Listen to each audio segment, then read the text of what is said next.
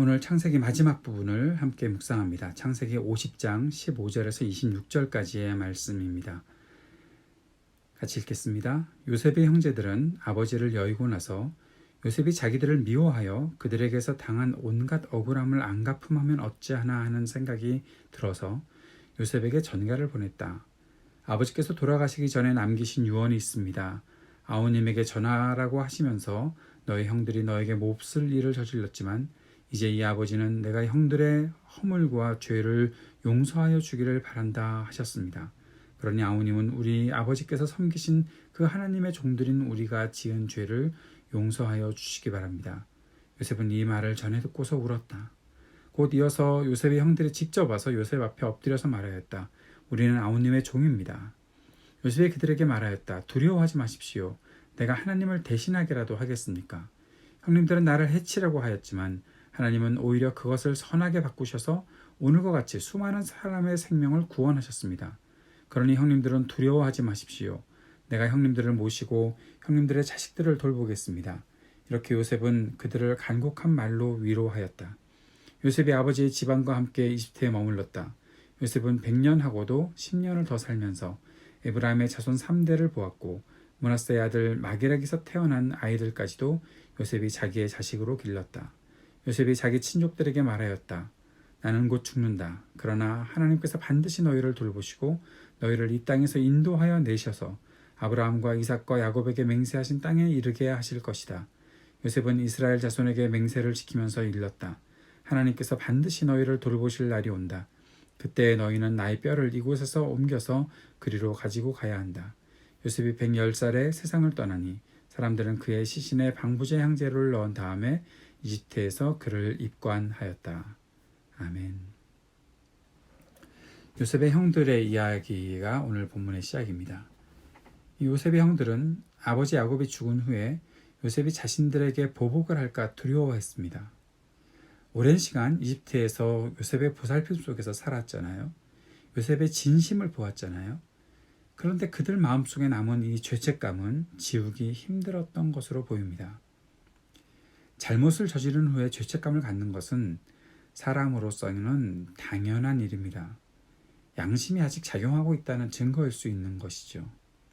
죄책감을 갖지 않는다면 용서를 구하는 일도 어렵고 회개하고 새로운 삶을 사는 것도 불가능할 것입니다. 그래서 잘못에 대한 죄책감은 하나님의 은혜 앞으로 나아가는 도구가 될 수 있습니다.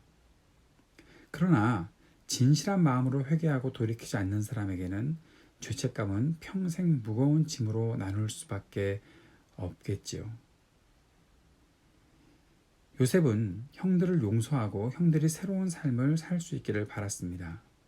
그런데 오늘 이 장면을 보면 요셉의 형들은 자신들이 요셉의 용서를 받았다는 것 자체를 인정하지 못했다, 인식하지 못했다. 다시 말하면 요셉 앞에 자신들이 잘못을 고백하고 온전히 용서를 구하는 일이 없었던 것은 아닐까 싶습니다. 결국 본문에서도 아버지의 유언이라고 하면서 자신들에게 보복하지 말 것을 구하며 용서를 구하고 있는데 이것이 그들에게서 볼 수 있는 참 아쉬운 장면이라는 것이죠. 만약 그들이 진실한 마음으로 죄책감을 느끼고 있었다면 지금 요셉의 높은 지위와 권세 앞에 무릎을 꿇는 것이 아니라 자신들의 동생에게 자신들이 잘못한 것에 대해서 간곡히 용서를 구했어야 되겠지요.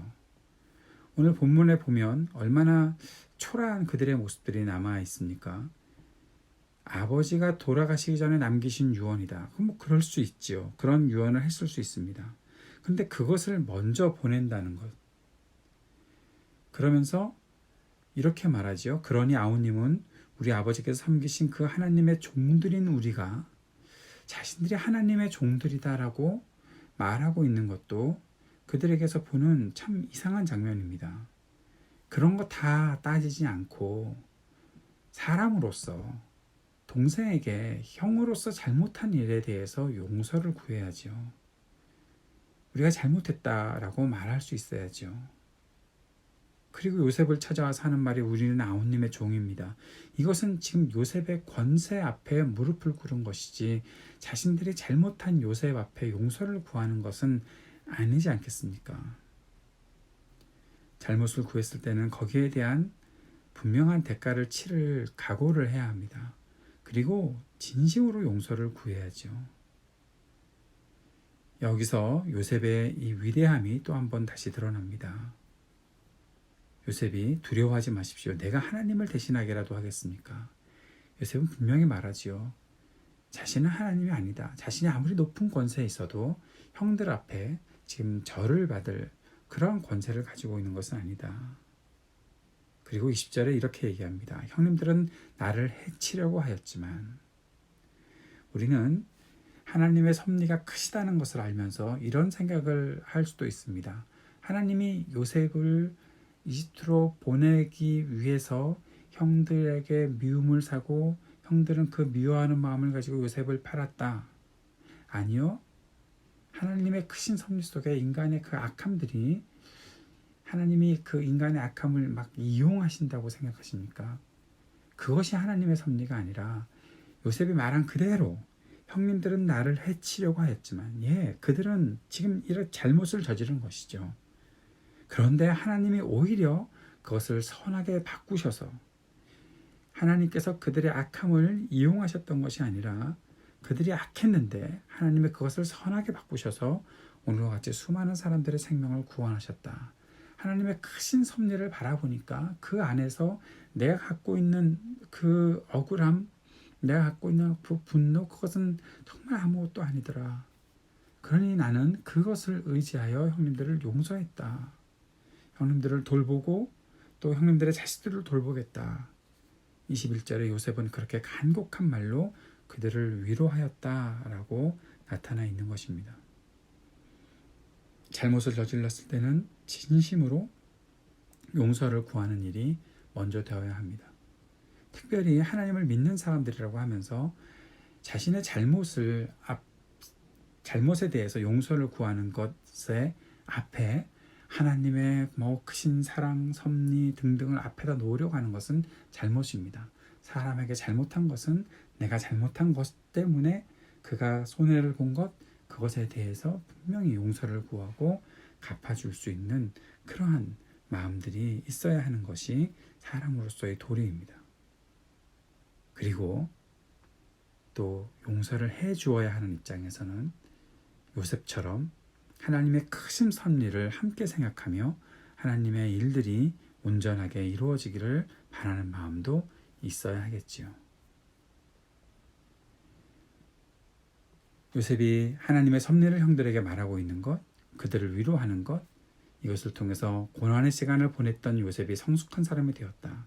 하나님의 경륜을 이해하며 넓은 마음을 가진 사람이 되었다는 사실을 우리가 꼭 기억하고 살았으면 좋겠습니다. 하나님의 크심을 이해하기 때문에 원망과 보복에 매달리지 않는 요셉의 마음을 우리가 잘 이해하고 바라볼 수 있기를 바랍니다.